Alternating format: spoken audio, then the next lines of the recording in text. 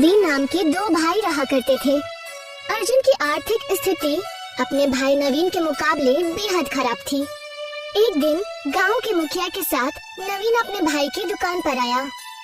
कैसे हो मेरे भाई अर्जुन?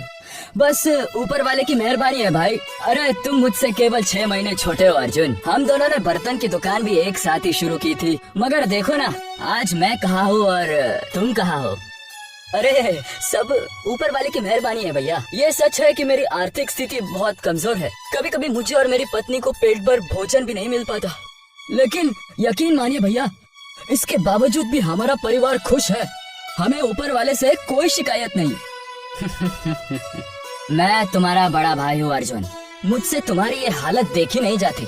जब अपने बच्चों को अच्छे स्कूलों में तालीम लेते हुए देखता हूँ और तुम्हारे बच्चों को तुम्हारे साथ दुकान पर काम करते हुए देखता हूँ तो मुझे बेहद बुरा लगता है। आखिर मैं तुम्हारे पिता समान हूँ। आपने ठीक बोला भैया, बड़ा भाई पिता समान ही तो होता है। आपने मेरे लिए इतना सोचा, मेरे लिए यही काफी है। अरे तुम्हें कितनी बार कह चुका हूँ, तुम अपने उस टूटे फूटे मकान को छोड़कर मेरे घर पर रहने के लिए क्यों नहीं आ जाते? ना तो तुम्हारे उस टूटे फूटे घर में पंखा है, ना कूलर है, यहाँ तक ओढ़ने के लिए ढंग का एक कंबल तक नहीं है। नहीं भैया, मैं आपके ऊपर बोझ नहीं बनना चाहता। मैंने आपसे कहा ना, मेरा खानदान खुश है और हमें ऊपर वाले से कोई शिकायत नहीं है। अरे देखो अर्जुन, मैं तुम्हारा बड़ा भाई हूँ, तुम्हारे भले की बात करूँगा ना। तुम्हारा वो टूटा फूटा घर जिस जमीन पर है, वो जमीन एक हाईवे के किनारे पर है। आजकल हाईवे के किनारे के जमीन के पैसे अच्छे खासे मिल रहे हैं। मेरी जान पहचान भी है। तुम कहो तो मैं खरीदार से बात कर लेता हूँ। तुम्हें अपने उस मकान की अच्छी कीमत भी मिल जाएगी और तुम उसके बाद एक नया धंधा भी शुरू कर सकते हो और दूसरा मकान भी खरीद सकते हो। नवीन की बात सुनकर अर्जुन गहरी सोच में पड़ गया। तभी नवीन के बगल में खड़ा हुआ गांव का मुखिया मुस्कुराते हुए बोला, अरे नवीन बिल्कुल सही बोल रहा है अर्जुन। आज के दौर में कौन सा ऐसा बड़ा भाई होगा जो अपने छोटे भाई के लिए इतना सोचता है। नवीन दिल का बहुत अच्छा है और तुम्हारी बहुत फिक्र करता है। देखो मैं जानता हूँ ये फैसला तुम्हारे लिए नामुमकिन है। तुम कुछ दिन और सोच लो और अच्छी तरह सोच लो। मुखिया जी सही बोल रहे हैं अर्जुन, और तब तक तुम मेरे घर में आराम से रह सकते हो। वैसे भी हम दोनों भाई हैं। विवाह से पहले हम दोनों साथ में एक घर में ही तो रहते थे। मुझे सोचने के लिए जरा वक्त चाहिए भैया। कोई बात नहीं, ठीक है, पर ज्यादा वक्त मत लेना, नहीं तो जमीन का खरीदार दूसरी जमीन खरीद लेगा। इतना कहकर नवीन मुखिया के साथ वहाँ से चला गया। दरअसल नवीन एक बेहद लालची व्यक्ति था। उसकी नजर अर्जुन की जमीन पर बेहद पहले से थी और अर्जुन एक बेहद सीधा साधा और नेक दिल इंसान था जो अपने भाई का बेहद सम्मान किया करता था। नवीन ने बंटवारे के वक्त भी जायदाद लेने में काफी बेईमानी भी की थी। उस बेईमानी को सिर्फ अर्जुन और नवीन के अब्बू ही जानते थे, मगर अर्जुन को बताने से पहले ही वो इस दुनिया से रुखसत हो गए। अब नवीन की नजर अर्जुन के उस मकान पर थी जो हाईवे के बगल में एक झोपड़ी के रूप में बना हुआ था। रास्ते में मुखिया ने नवीन से बोला, तुम्हें क्या लगता है नवीन, क्या अर्जुन तुम्हारी बात को मानेगा? मैं अपने छोटे भाई को बहुत अच्छी तरह से जानता हूँ मुखिया जी। वो एक नंबर का एक मूर्ख व्यक्ति है। अपनी मूर्खता की वजह से ही वो आज तक कभी धन नहीं कमा पाया। उस बेवकूफ को तो ये भी नहीं पता कि उसके हिस्से की संपत्ति मैंने कितने होशियारी से हड़प ली। इस बारे में तुम्हारे पिताजी ही जानते थे। बिल्कुल सही कहा मुखिया जी। पिताजी नवीन को इसी बारे में बताने जा रहे थे कि रास्ते में ही उनकी तबीयत खराब हो गई और वो अचानक चल बसे। तो क्या अर्जुन की जमीन हड़पने के बाद तुम क्या उसकी दुकान भी हड़प लोगे? कम से कम दुकान तो उस बेचारे के पास रहने दो। अगर दुकान भी तुम उससे हड़प लोगे तो अर्जुन और उसका परिवार तो सड़कों पर भीख मांगने लगेगा। मैं एक व्यापारी हूँ मुखिया जी, हमेशा फायदे का ही सौदा देखता हूँ। फिलहाल तो मेरा फायदा उसकी जमीन बेचने पर है। वैसे उसके जमीन के तो लाखों रुपए मिल रहे हैं, उसमें से अर्जुन को कितना दोगे?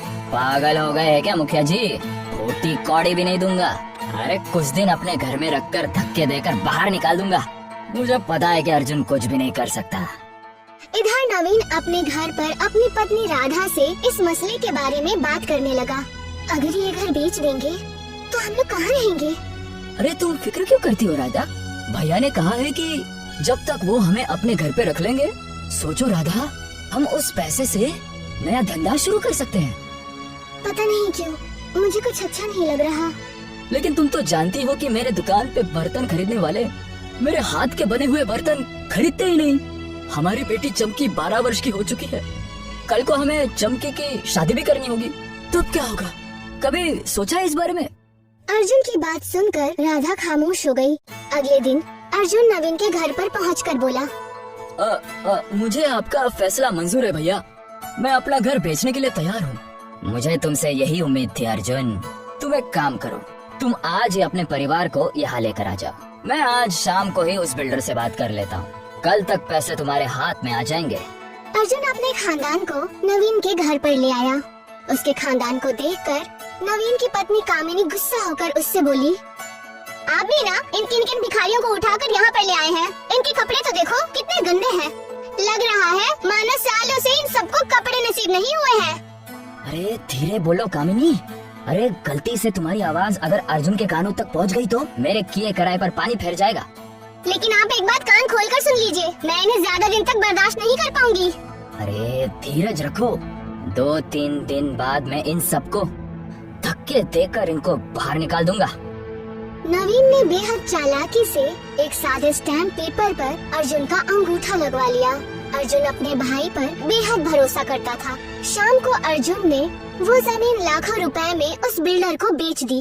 2 दिन बाद जब अर्जुन ने नवीन से बोला, भैया हमें यहाँ पर रहते हुए 2 दिन हो गए हैं और सच तो यह है कि मैं और मेरी पत्नी यहाँ पर उनको अच्छा नहीं लग रहा है। आप मुझे पैसे दे दीजिए, हम यहाँ से चले जाते हैं। अर्जुन की बात सुनकर नवीन गुस्सा हो गया और बोला, कौन से पैसे, कैसे पैसे? भैया वो मेरा मकान जो आपने बेचा था उसके पैसे। मैं तुम्हें बताना भूल गया अर्जुन। बात असल में ये है कि वो बिल्डर धोखेबाज निकला। उसने हाईवे के बगल की तमाम जमीनों को धोखे से अपने नाम कर लिया और उन सारी जमीनों को मुंबई के किसी बड़े सेठ को बेच दी और वो देश छोड़कर फरार हो गया। नवीन की बात सुनकर अर्जुन के पैरों तले जमीन खिसक गई। उसके आंखों से आंसू बहने लगे। पर भैया मैं कहाँ जाऊंगा? अरे मुझे क्या पता तुम कहाँ जाओगे और क्या करोगे। अब तुम्हारी किस्मत ही इतनी फूटी है तो उसमें मेरा क्या दोष। और सुनो, आज शाम को ही तुम अपनी पत्नी और बेटी को लेकर यहाँ से चले जाना। तुमको पता है मेरी पत्नी को तुम सबके साथ अच्छा नहीं लग रहा है। लेकिन भैया मैं कहाँ जाऊंगा? मेरे पास तो और कोई घर भी नहीं है। देखो वो सब मुझे नहीं पता, तुम कहाँ जाओगे। तुम मेरे छोटे भाई हो, इसलिए मैं तुमसे सिर्फ जुबान से कह सकता हूँ। अगर शाम तक तुम नहीं गए तो मेरी पत्नी बहुत गुस्से वाली है। कहीं वो तुम्हें और तुम्हारी पत्नी को अपमानित करके घर से धक्के देकर बाहर ना निकाल दे। देखो समझदार के लिए इशारा ही काफी है।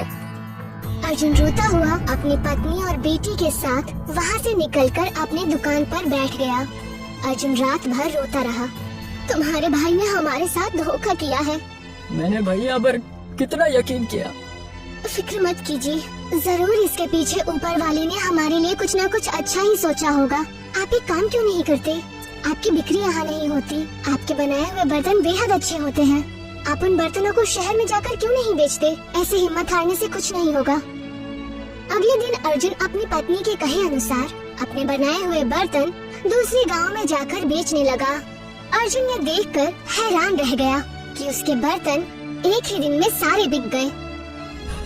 राधा तुम बिल्कुल सही कह रही थी। मेरे हाथ के बने हुए बर्तन अपने गांव में नहीं बिकते थे, मगर दूसरे गांव में तो सारे बर्तन बिक गए। अब मैं खूब मेहनत करूंगी। अर्जुन नए बर्तनों को बनाने में जी जान से जुट गया। एक दिन अर्जुन अपने बर्तन बेचकर अपने गांव को वापस लौट रहा था। गर्मी बेहद ज्यादा थी। गर्मी की वजह से अर्जुन एक दरख्त के नीचे बैठ गया कि तभी एक बूढ़ा आदमी एक बड़ी सी पोटली लिए अर्जुन के करीब आकर बोला, क्या मैं यहाँ बैठ सकता हूँ कुछ वक्त के लिए? क्यों नहीं बाबा, ये जंगल तो सबका है और इस पेड़ पर मेरा नाम थोड़ी लिखा हुआ है। अब मुझे बहुत जोर से प्यास लगी हुई है। बूढ़े की बात सुनकर अर्जुन ने अपने पानी की बोतल उस बूढ़े को दे दी। बूढ़ा एक ही सांस में सारा पानी पी गया। तुम तो बहुत ही अच्छे व्यक्ति हो। वैसे काम क्या करते हो? ओ, बर्तन बनाकर गांव में बेचता हूँ। अर्जुन की बातें सुनकर बूढ़े आदमी की आंखों में चमक आ गई। उसने अपनी पोटली खोल दी। अर्जुन ने देखा उसमें ढेर सारे बर्तन और एक बड़ी सी कढ़ाई रखी हुई थी। तुमने मुझे पानी पिलाया, तुम इस कढ़ाई को ले जाओ। मैं तुम्हें ये कढ़ाई तोहफे में देना चाहता हूँ, क्योंकि ये मामूली कढ़ाई नहीं है। अब मुझे क्षमा करना बाबा, मैं आपका तोहफा स्वीकार नहीं कर सकता। मैं एक मेहनती व्यक्ति हूँ और मैं अपनी मेहनत पर यकीन करता हूँ। जिंदगी में कभी भी तुम्हें आवश्यकता पड़े तो यहाँ पर चले आना, और वैसे भी तुम्हें बहुत ही जल्दी आवश्यकता पड़ने वाली है। इतना कहकर वो बूढ़ा आदमी वहाँ से चला गया। अरे मुझे तो लगता था मैंने अपने छोटे भाई को बर्बाद कर दिया है, लेकिन ये तो फिर तरक्की कर गया। अरे आखिर तुम्हें अपने छोटे भाई से दिक्कत क्या है? अरे क्योंकि पिताजी बचपन से ही उससे मुझसे ज्यादा मोहब्बत करते थे। मैंने बचपन में ही तय कर दिया था कि मैं अपने छोटे भाई को बर्बाद कर दूंगा, लेकिन अब तुम कुछ नहीं कर सकते। उसके पास जमीन थी जो तुमने छीन ली, अब वो तुम पर विश्वास कभी नहीं करेगा। कोई बात नहीं, मैंने एक सादे स्टैम्प पेपर पर उसके अंगूठे के निशान ले लिए हैं। कल मैं उसके दुकान पर और उसके सारे बर्तनों पर कब्जा कर लूंगा, फिर देखता हूँ वो क्या करता है। अगले दिन नवीन ने जाकर अर्जुन को धक्के देकर उसके दुकान से बाहर निकाल दिया और उसके सारे बर्तन भी छीन लिए। अर्जुन रोता हुआ अपने खानदान को लेकर पूरी तरह से सड़क पर आ गया। वो अपने खानदान को लेकर रोता हुआ उसी जंगल की ओर आ गया, जिस जंगल में एक दिन पहले उसे वो बूढ़ा इंसान मिला था। अर्जुन उसी दरख्त के नीचे बैठकर रोने लगा। तभी वो बूढ़ा आदमी अर्जुन के पास आकर बोला, मैंने तुमसे कहा था ना कि तुम्हें बहुत जल्दी जरूरत पड़ने वाली है। अर्जुन रोता हुआ सारा मसला उस बूढ़े आदमी को बताने लगा। मैं सब जानता हूँ, मैं जो तुम्हें बर्तन देने वाला था, अगर चाहता तो कल ही जबरदस्ती दे सकता था, पर तुम्हारा बड़ा भाई इसे भी छीन लेता। इतना कहकर उसने वही कढ़ाई अर्जुन के सामने निकाल कर रख दी। इस कढ़ाई को देख रहे हो? इस कढ़ाई को तुम जमीन में गाड़ देना, इसमें से बर्तनों का एक बहुत बड़ा दरख्त निकलेगा। लेकिन बाबा, ऐसा कैसे हो सकता है? दरअसल ये धरती चमत्कारों से भरी हुई है बेटा। जिस तरह से तुम ये जंगल देख रहे हो, उसी तरह से इस धरती पर बर्तनों के दरख्त के जंगल भी मौजूद है। मैं उसी जंगल का रहने वाला हूँ। उस दिन मैं थका हारा अपने जंगल में जा रहा था और तुमने मुझे पानी पिलाया, इसलिए तुम्हारी मदद करना मेरा कर्तव्य है। इतना कहकर वो बूढ़ा आदमी वहाँ से चला गया। अर्जुन ने उस बूढ़े के कहे अनुसार उस बर्तन को जमीन में गाड़ दिया। अगले दिन जब अर्जुन सोकर उठा तो उसने देखा कि उसके सामने एक बर्तनों का बेहद बड़ा दरख्त लगा हुआ था और उस कढ़ाई का आकार भी बेहद बड़ा हो गया था। अर्जुन के सामने उस कढ़ाई के अंदर एक सुंदर सा 3 मंजिला मकान बना हुआ था। उस मकान में हर चीज उपलब्ध थी और उसमें एक गार्डन भी था और उस गार्डन में तरह तरह के बर्तनों के दरख्त भी लगे हुए थे। देखा राधा, लगता है वो बूढ़ा व्यक्ति कोई मायावी था। ऊपर वाले ने हम पर एहसान किया है, उसने हमें रहने के लिए घर भी दे दिया। अर्जुन अपने खानदान के साथ उस कढ़ाई में बने हुए घर में रहने लगा। अर्जुन रोज बर्तन तोड़कर बाजार में बेचने चला जाता। देखते ही देखते अर्जुन बेहद अमीर हो गया। ये बात जब उसके भाई नवीन को पता चली तो वो जल भुन गया। बस बहुत हो गया, अब मैं अपने छोटे भाई को जीवित नहीं छोड़ूंगा। अरे तुम्हारा दिमाग तो ठीक है, तुम इतना नीचे गिर जाओगे ये मैंने सोचा नहीं था। इसमें मैं तुम्हारा साथ नहीं दे सकता, मुझे तुम्हारे साथ की जरूरत भी नहीं है। मैं आज ही जाकर अपने भाई को मार दूंगा। नवीन गुस्सा होकर उस जंगल की ओर जाने लगा। जंगल में उस कढ़ाई में बने हुए मकान और बर्तनों के दरख्त को देखकर उसकी आंखें फटी की फटी रह गई। नवीन गुस्से से उस घर में घुस गया कि तभी एक बड़ा सा बर्तन उसके सर पर जा गिरा और नवीन की वहीं मौत हो गई। नवीन का बेजान जिस्म देखकर अर्जुन की आंखों से आंसू बहने लगे।